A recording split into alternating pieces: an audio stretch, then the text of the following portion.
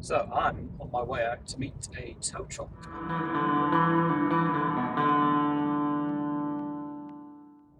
I was actually planning on hiring one and going and picking up this car myself, but that didn't work out, so I've had to have someone bring it for me.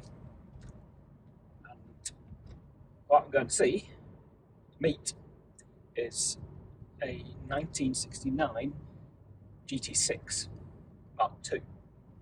Now this car has been last taxed in 1983, so it's been off the road since at least the middle of 1984. It was, when I viewed it, completely disassembled, chassis-wise. Someone had decided to restore it, taking the body off the chassis without removing most of the interior or anything off the bulkhead or windows, you name it.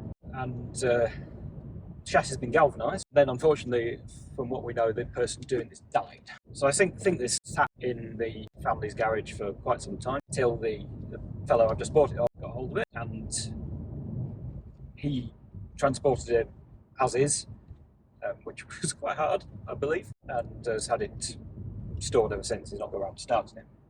And I think that was 2017 sort of time. Now he's very kindly done like basic assembly.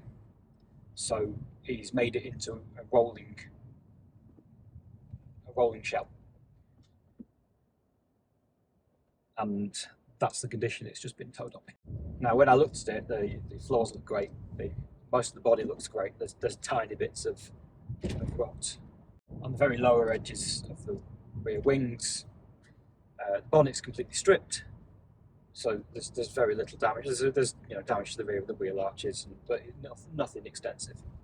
So I just had a phone call, which happened to be the Triumph, the Herald belt being ready. So yeah, hopefully this is going to be, when I get to it, a relatively easy project body-wise, and from the looks of things, so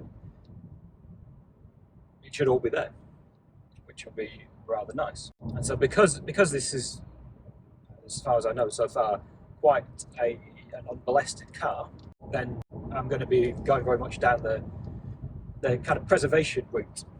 I don't want to replace loads and loads of stuff. I want to try and keep the things that this car came, obviously being within sensible bounds. So yeah, I'll have a quick look when we get it down and get it off the truck. And there it is.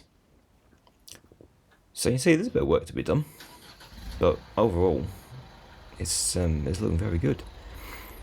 I'm just going to have to wait till I've got the Herald back on the road, but hopefully that's going to be January time, and then it's time to dig in.